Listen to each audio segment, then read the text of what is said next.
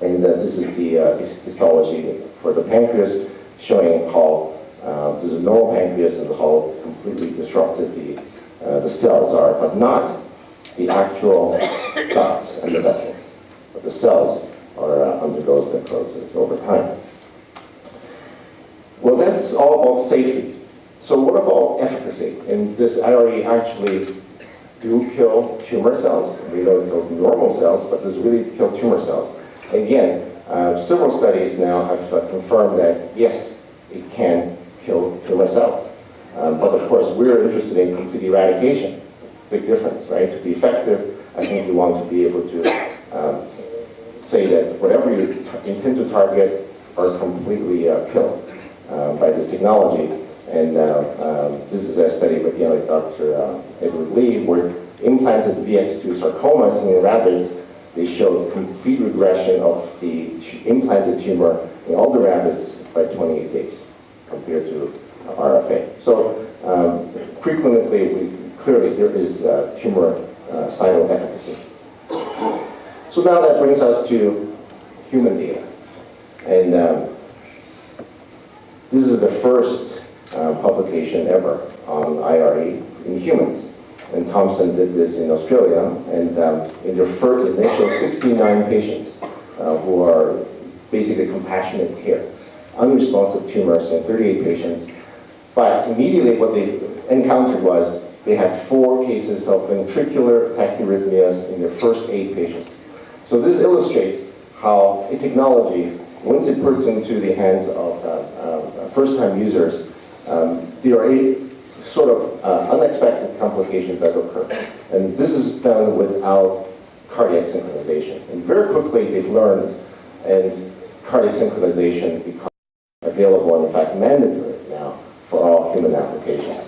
And since they implemented cardiac synchronization, there's been only 1 case of supraventricular tachycardia, 1 atrial fibrillation. These are all very transient and and goes away very quickly. And in their initial cases with up to 3-month follow-up, 66% technical successful ablation. So that's early follow-up, primary efficacy, not, certainly nowhere near what we consider as a standard, what we need for RFA or microwave, but at least it shows promise. So fast forward, this publication just came out. And this is the largest compilation of human data done in a patient registry across 7 institutions. And these are mixed match of 66 liver cases, mostly in the pancreas, lung, kidneys, and others. Close to 100 are percutaneous and 60 were open procedures. And complication rate was 13.3%, but high grade 4.2. And these high grade were just bleeding, requiring transfusion. And bile leak, and one case of portal vein thrombosis. But notice, no significant arrhythmias. I think that's a dead issue given the cardiac synchronization. And local recurrence rate of tumor with a mean follow-up of 18 months stands at 31%. So we're getting to the realm, I think. It's still not great, but I think it's clearly getting better. And I think it's just a matter of getting good at it, knowing how to use this technology. And this is actually a review of all the little publications that came out over the past few years, up to November 2013. And in this publication, they looked at 16 studies, total of 221 patients. You can see mostly liver and pancreas. And they also showed the 4 VTs were actually the same ones Dr. Thompson had, and the 4 SVTs, but with synchronization, but none of them were clinically significant. Again, the 3 major complications were the bile leaks and the portal vein thrombosis. One of them actually led to a death, but this actually were all pancreas intraoperative cases that were done. Efficacy, defined by over at least 6 months of follow-up, is anywhere from 55 to 93% with all these studies, and these are the studies which had more than just a case report. So you can see with these studies, the largest number is only 44, right? and some as low as 9 patients. There were a few case reports which did not include here. But HCC colorectal, or again, the largest cohort for liver, this is all for the liver. And notice is that pretty much in all cases, the authors targeted tumors around adjacent to major vascular structures or bile ducts or organs, and meaning diaphragm, for example, or bowel. And so these were already a selected group of patients where they believed that RFA or microwave thermal ablation would be contraindicated. And so these are selected patients. And with their median follow-up, you can see that there's pretty good initial success, but with long-term follow-up greater than 6 months, the efficacy rate is 60% in this study, up to about 93% in the Kingham study, but as low as 55% in this study on HCC. So it's still, clearly there's some data showing some efficacy, not terribly great yet, but again, the most important thing is that the complication rate has been quite low from these studies. This is a case we did where we showed bile duct efficacy, efficacy around bile ducts, lack of complication. This is a patient with neuroendocrine tumor, post right lobe resection, and this patient basically had one bile duct draining the entire left lobe.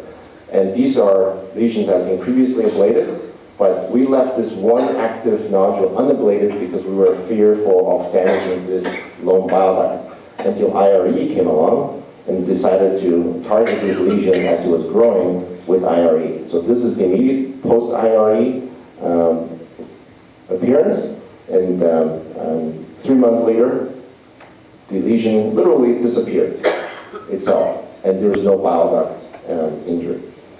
Here's another patient, again, periportal, 3 centimeter colorectal met. Here's another one that's already being ablated. You can see how close it to the bile duct on EOVIST imaging. And post-ablation, this is 3 months post. This is the ablation defect, and the bile ducts are untouched. So this, I think, holds great promise for periportal lesions. What about the pancreas? There's really only 2 studies out there. One's a surgical, one's percutaneous. And you can see Dr. Martin, who's championed this IRE for pancreatic tumors, showed that they could use IRE to assist the pancreatic duodenectomy. So in the 52 open cases, and 19 of whom the IRE allowed him to perform a Whipple operation that he otherwise wouldn't have done. And with the follow-up, of course, there are patients who progress locally and patients who progressed with metastasis, but he was able to achieve a 20-month survival, median survival, which is about 7 months greater than what these patients would have had no surgery or IRE being done. So median survival rate for this cohort of patients, if no surgery was done at all, it was about 13 months. And he was able to demonstrate at least there is a 7-month gain in the median survival rate for these late-stage pancreatic patients. And Narayanan did 14 percutaneous cases, which showed a 78% 6-month survival. Again, this is all very preliminary, but what I think I draw from this is that it's feasible, and even though those are highly, highly selected patients, it's feasible, and the complication rate has been quite acceptable.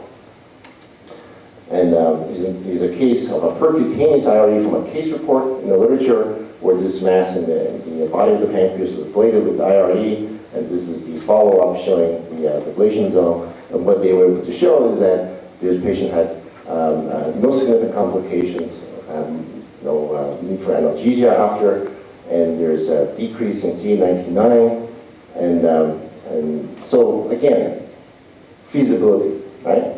Here's a case we did with our surgeon at our institution, looking at the possibility of converting someone who otherwise would not be a Whipple surgery candidate. This patient had a pancreatic neck tumor that has completely shrunken after chemotherapy and was maintained for at least 18 months. But the surgeon is unwilling to perform the surgery because there's clearly tumor surrounding the gastroduodenal artery right up to the hepatic artery.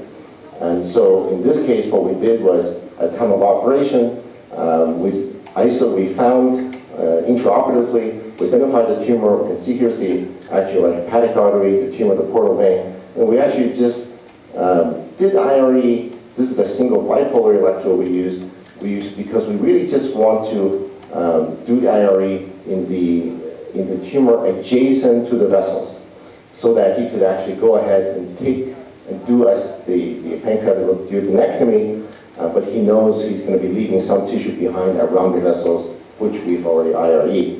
And Dr. Martin calls this technique the margin accentuation local procedure, and this is what we did. And of course, we don't have enough follow-up yet, but this so far, what we were most interested in is safety. And this patient showed, yeah, there's actually some narrowing of the portal vein because, as I showed, that needle was immediately next to the vessels. And but there's no other early clinical sequelae. So I think I've shown now that based on preclinical studies and early human studies that it's clearly a technique that holds a lot of promise. But the question now is, how do you best apply the energy? And that's where I think we're not quite there yet. And this is a study just came out in radiology by Dr. Nahum Goldberg's group in Israel, and which showed that, in fact, the idea that IRE could only create small lesions is actually nonsense. You could create large lesions as long as you use multi-electrode IRE. And in fact, completely forgetting what the manufacturer has originally recommended, but you do what you believe is driven by good experiments, such as what Dr. Goldberg and Appelbaum did. And they show that systematically and scientifically, and you should really read this paper if you're interested in IRE, how the different ways of applying the energy pulses influences tremendously what you get. And it's very important that you look at this. Because, for example, in this case, in doing multiple cycles of IRE, we increase the lesion size up to the point of 7 to 6 centimeters with 4 electrodes. And just offhand, notice that there's that white coagulation around the electrodes, and they also increase, right? In other words, the thermal damage does increase as you do this, but it's limited to the peri-electrode. So here is something you got to remember. That electrode, where you place it matters tremendously, and it's critical that you understand this point. And because as ablationists, I think we all know that the single most important thing about ablation is knowing exactly where you're placing that needle next to the anatomic structures. And you're the operators who can actually do that precisely. And this table, and I love this because this is what I would have loved to have for every ablation device. Right? Every manufacturer gives you a table that shows what they believe is an ablation zone per energy deposition, but that's all ex vivo. This is in vivo. This is done in live perfused liver, and that group systematically looked at how different type of energy application could perform. So based on this, you can see that they recommended for a tumor up to 6 centimeters, you can actually use 4 electrodes with the correct spacing, the number of cycles, the right voltage, the number of pulses, and using a completely different algorithm that the manufacturer originally suggested, and you can achieve good ablation. So this is something that to look forward to. And this is just to illustrate what happens if the electrodes are not placed correctly and the energy delivery is not correct. Okay. So in this case, you'll notice that whereas in this position the electrodes are fairly evenly spaced apart, there's pretty good IRE zone relative to thermal zones.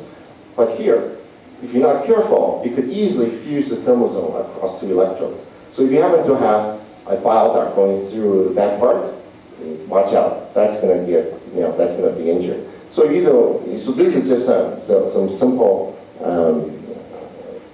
illustration that how you place the electrodes are far more demanding with IRE. You can't, and if because there's a certain distance that go in, if they're not parallel, then some parts of the electrodes will be very close to each other, and other parts they may not, and that could change exactly how the thermal effects might be within the ablation zone when you do the topical ablation.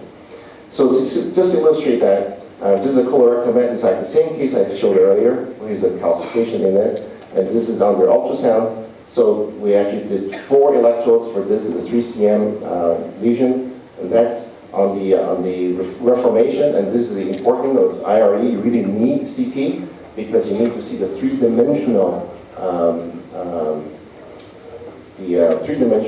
appearance of the electrodes. Make certain that they're in fact where they tend to be, and they need to be. And you measure the distance, and you program it to the software, and the software will tell you exactly what energy to deliver. And this is the post-ablation appearance, portal phase CT and MRI. And I just want to show you, so that's kind of the large ablation zone, about 4.5 centimeters, completely covering the tumor itself.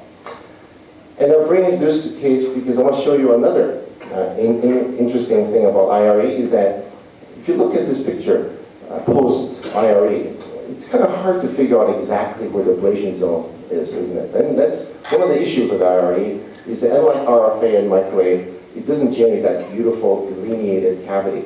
And we look at this in laboratory again to understand, because monitoring assessment is critical to success of ablation.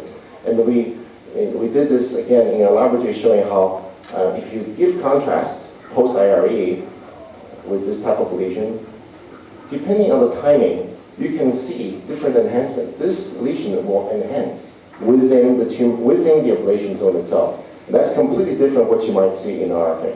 So watch out. And the timing is critical when you do for assessment, and the perfusion of the ablation zone becomes very important. And do not be misled that there's no IRE. You just happen to have mistimed contrast scan. So with that, I'd like to conclude. And the current status of IRE is such that I think we understand the safety much better now, owing to a lot of the preclinical studies that have been generated in the last few years. And the issue of cardiac synchronization is no longer an issue. And I think we all need to understand the precision of needle placement is critical to success, and also to have good safety. And we also need to understand how to optimize energy delivery, both for safety and efficacy purposes.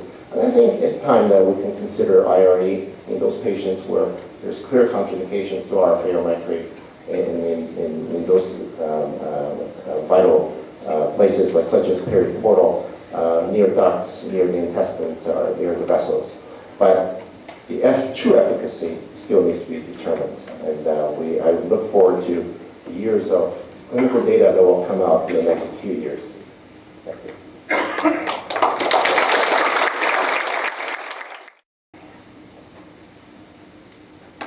So today I would like to talk in terms of how to enlarge ablation for SCC bigger than 3 centimeters. I think this issue has been reviewed and talked by earlier presentation. So we'd like to discuss shortly. The next is the ablation for difficult to treat SCC. So from the earlier study, we can see the complete ablation, the rate is inferior in tumor bigger than 3 centimeters. In this table, you can clearly see the ablation rates is much lower compared to the small SCC. Also, from the Professor Stina's group, we can see the tumor size bigger than 3 centimeters is also a significant factor related to the local recurrence. In our earlier study and the study from Europe, you can also see the tumor size 3 centimeters is also a critical factor for local recurrence. Our earlier study also showed the complete ablation technique effectiveness and local tumor progression. 3 centimeters is also a key tumor size for ablation. I think this is well known to the audience so far. In terms of survival, tumor size also is a key factor, particularly a tumor bigger than 5 centimeters. This is also from the Professor Stinner's group. So I think everybody knows the limitation by using the conventional sequential IFA for SCC bigger than 3 centimeters. We need multiple directions, so of course, long ablation. And the operator had to 3D spatial visualization. So it's hard to confirm the tip of needle after the first pass. So in this case, tumor around 5 centimeters. So you can see that after the first needle insertion, the second, third, and fourth, the tip is not so clear under ultrasound. So I think recently, so far, everybody know this is a new, not so new device, but switching control IFA with unipolar needle. In Taiwan, we use this since 2008. So in this case, two tumor, 2 centimeters, 4.2 centimeters. We're using the switch control IFA with assisted artificial prolongation.